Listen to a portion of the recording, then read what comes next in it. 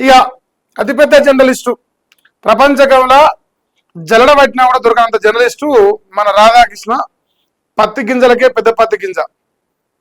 So ఇప్పుడు ఇక ఈయన రాసిండు, ఈయనది ఒక్కసారి కంపేర్ చేసాక మిగతా వార్త చెప్తా. సో సాగా నంపాల్సిందే అంట. మంత్రి కొండా సురేఖపై మెజార్టీ నేతలు పట్టుబట్టిరు. ఒరే సిగ్గుదాపినోడా, ఒరే సన్నాసి, నేతలు పట్టుబట్టిరు ఓకే, నీ నోట్లోకి వెళ్ళి ఒక్క క్షణం అయినా ఒక్కసారైనా నీ పేపర్లో రాజగోపాల్ రెడ్డి ఆయన అన్న కోమరెడ్డి వెంకరెడ్డి ఖండించలేదు ఆయన చేసిన వాక్యాల్లో అని రాసినవా? పోనీ రాస్తావా? రాసే దమ్మైన ఉందా? అదే నేను అడుగుతాను. ఇక రంగంలోకి అధిష్టానం ప్రతినిధి మీనాక్షి నటరాజన్ వచ్చినట. ఎంపీలు ఎమ్మెల్యేల నుంచి అభిప్రాయ సేకరణ చేస్తుంట. బట్టి మహేష్ రవి వేం నరేంద్ర రెడ్డి మధ్య చర్చలు జరిగినట. ఇక బట్టిని కలిసేందుకు కొండా మురళి ప్రయత్నించినట.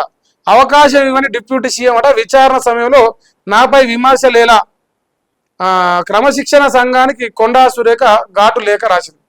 ఇప్పుడు విచారణ జరుగుతున్నాయి, తేలుస్తారు వాళ్ళు ఏదో వచ్చి. తేల్చే గ్యాప్లు ఇప్పుడు మీద మీద మీద మీద మీద మీద పడి రేవంత్ రెడ్డి గారు వీడియోలు చేపిస్తారు. ఇది ప్రెస్ మీట్లు పెట్టిస్తారు కాంగ్రెస్ పార్టీలో ఎమ్మెల్యేలతో. నేను అడుగుతున్నా, కాంగ్రెస్ పార్టీలోని ఒక్క మంత్రి ఎందుకు స్పందిస్తలేడు? మరీ ముఖ్యంగా ఒక్క రెడ్డి మంత్రి ఎందుకు స్పందిస్తలేడు? ఒక్కరంటే ఒక్కరే, నేను 10 మందిని అడుగుతలేను. ఓన్లీ ఎమ్మెల్యేలే స్పందిస్తారు. ఎందుకంటే వాళ్ళ తాడు బొంగరం లేని పరిస్థితి గల, అంటే వాళ్ళు ఏం స్పందించినా పెద్దగా పరగపడదు. కానీ వీళ్ళు ప్రభుత్వంలో మంత్రులుగా ఉన్న వ్యక్తులు వీళ్ళు స్పందిస్తారు. ఇవాళ కోమరెడ్డి వెంకరెడ్డి స్పందించమని కొండా సురేఖ పైన, తర్వాత ఉత్తమ్ కుమార్ రెడ్డిని స్పందించమని, తర్వాత పొంగులేటి శ్రీనివాస్ రెడ్డి కడిగిన ముత్యావసం ఉంటాడు కదా, అసలు ఈ పంచాయతీ పుట్టిందే ఆయన వల్ల కదా, ఆయన స్పందించమంటే అసలు ఎందుకు దేవాదాయ శాఖలో ఏలు పెట్టినది లేదు. అది కూడా కాదని వస్తే నిజంగా పొంగులేటి శ్రీనివాస్ రెడ్డి గారు 22A అనే సమస్యను ప్రజల లోపల పెద్ద ఎత్తున చర్చ జరుగుతున్న తరుణంలో కొండా సురేఖ ఎపిసోడ్ తీసుకొచ్చారు. మీరు తప్పించుకోవడానికి ఒక బీసీ బిడ్డను బలి చేసిరు, దీనిపైన వివరణ ఇవ్వచ్చు మీరు. కానీ దొంగల లెక్క మీరు తప్పించుకొని బీసీలను బలి పశువులను చేస్తుంటే యావత్ తెలంగాణ సమాజంలో ఉన్న ఏ రాజకీయ పార్టీలో ఉన్న బీసీలైనా సరే ఏకతాటిపైకి రావడం జరుగుతుంది పక్కా. దీంట్లో శశబిషలు లేవు. మీరు మూకుమ్మడిగా గుంపు అంతా ఏకమై వచ్చి అలా బీసీ బిడ్డ పైన కుట్రలు చేసుకుంటా, అలా కూతురు మాట్లాడితే ఆమెను సస్పెండ్ చేసాం అనుకుంటా. ఉన్నదే తుప్పకాయలు ముగ్గురు, ఆ ముగ్గురు తుప్పకాయలు మళ్ళీ ఒక ఆమె ఎలగొట్టాలి. ఇప్పుడు మీ ఆలోచన ఇది మీ యొక్క దుర్మార్గమైన ఆలోచనకు అర్థంగా పట్టినట్టుగా కనిపిస్తా ఉంది. ఇక ఇగో ఎమ్మెల్యేల వ్యాఖ్యల వెనుక అదృశ్య హస్తం ఉంది, గుర్తించి చర్యలు తీసుకోండి. గుర్తించేది ఏమి లేదు, అది రేవంత్ రెడ్డి ఉన్నాడు. డైరెక్ట్ గా రేవంత్ రెడ్డి ఈ ఎమ్మెల్యేలతో పెట్టించిండు. ప్రతి ఒక్క నోట్లకెళ్ళి సీఎం గారు రేవంత్ అన్న గారు సీఎం గారు, ఇదే పని. మరి మీరే పార్టీ మంచోళ్ళు అయితే మరి మీరు ఇన్ని రోజులకి వెళ్ళి 2.5 సంవత్సరాలకి వెళ్ళి రేవంత్ రెడ్డి పొట్టు తిట్టుకుని వచ్చిన రాజగోపాల్ రెడ్డి పైన ఎందుకు ప్రెస్ మీట్ పెట్టలే? ఆనాడు మీరు ఎందుకు బర్తరఫ్ చేయాలని డిమాండ్ చేయలే? పోనీ ఇప్పుడు మా మల్లన్న గారు అడుగుతున్నారు, ఎప్పుడు డిమాండ్ చేస్తారో చెప్పమంటున్నారు. మరి అదన్నా చెప్పురి, ఇప్పుడంటే డిమాండ్ చేయలేదు. పోనీ ఎప్పుడు చేస్తారో చెప్పరు అట్లన్నా. ఇది కథనే.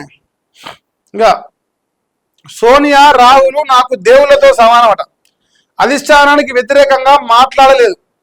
1978 నుంచి కాంగ్రెస్ లోనే ఉన్న నోటీసు వెనక్కి తీసుకొని చిన్నారెడ్డి చెప్తుండు. ఆయన నాకు తెలిసి కేసీఆర్ గారు కూడా అదే టైంలో కాంగ్రెస్ లో ఉన్నారు. 78లో 80లో 82లో టీడీపీలోకి వచ్చింది అనుకుంటా.